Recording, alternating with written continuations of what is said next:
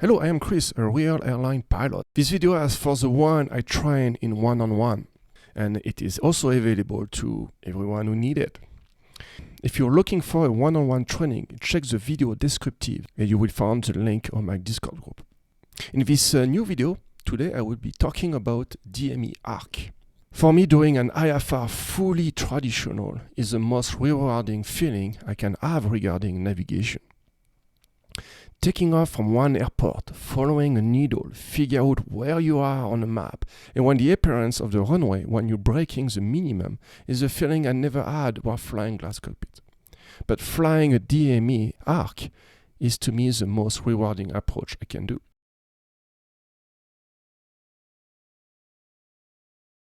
Don't forget, back in the day nobody had a GPS in the aircraft, so no moving map you can refer to figure out where you are.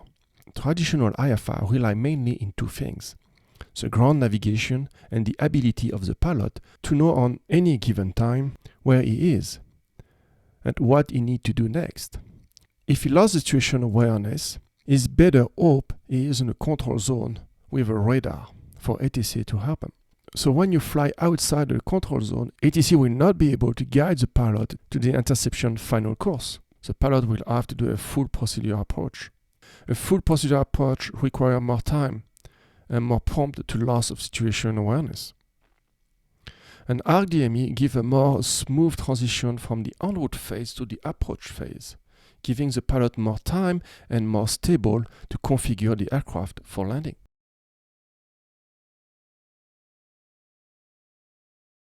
Like any other approach or even an en route flight, an IFR are always protected, either lateral or vertical, and a DME Arc is not an exception. When the pilot enters an arc, he is protected 1 nautical miles on either side. 1.1 nautical miles on either side, the pilot enters the non-protected area. And if you are doing an Arc DME on your ride, you failed. In real life, you may have a reminder from ATC. But how long you are not exceeding 4 nautical miles on either side and usually 1,000 feet vertical, you are in a safe zone. And if you exceed too much the limitation, you may have more than just a reminder from ATC.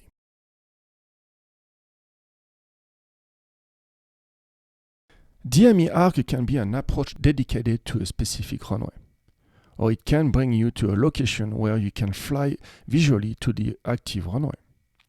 In most cases, the Arc DME is combined with a specific approach and by consequence to a specific runway.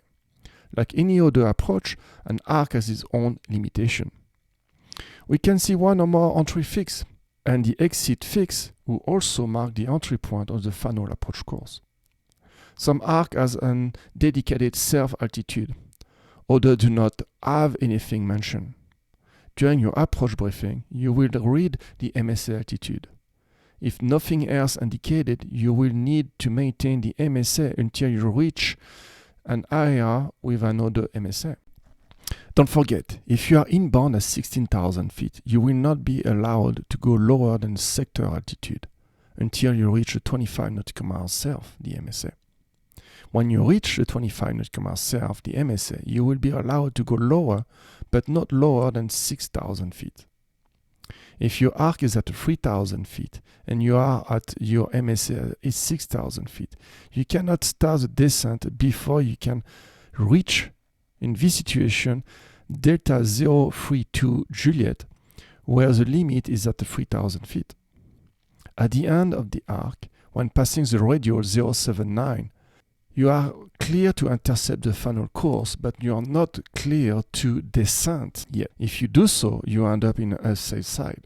So you cannot only start the descent when you capture the 272 radial. If you will be doing the arc on the other side, when passing the radial 115, you will be allowed to start your descent to 2400 before reaching the radial 272. Because you are on the protected side of the approach, in this chart, we can see we have standard full approach procedure and an Arc DME.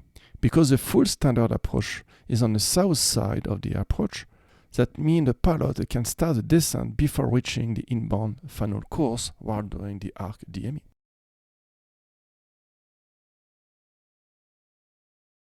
An DME arc may look intimidating, but it is not that complicated.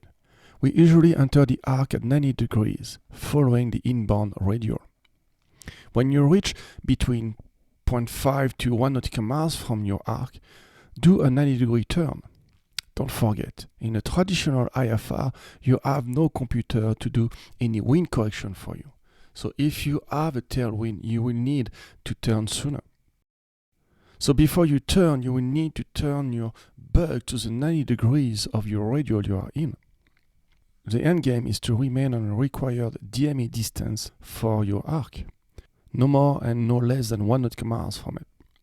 Your focus will be on a DME and on your corrected course, knowing one affects the other. You want every 10 degrees to do a small turn into your arc. So move your CDI 5 degrees in, turn 10 degrees in, and wait for the needle to pass the center to show 5 degrees out. Check your DME and see how many DME you have. If you are at 14.5 nautical miles, that means you will turn more than 10 degrees on your next turn, but your CDI do not compensate for the wind. So you keep turning your CDI 5 degrees in. The idea is to always check your DME and see if you need more or less correction on your next turn. You do not have to wait for your CDI to show 5 degrees out to do the next turn. If you think you may exceed 1 nautical miles, you can start an early turn to avoid to be on the unsafe side. Or you can just make the bigger heading correction on your next turn.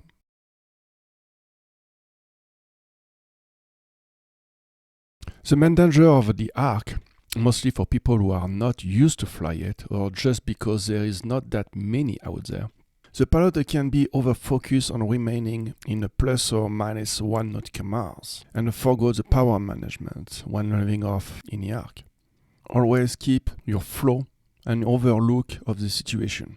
How my plane is doing, where I am, how long before my next turn, in this case, how long before I turn to an inbound course for the final approach.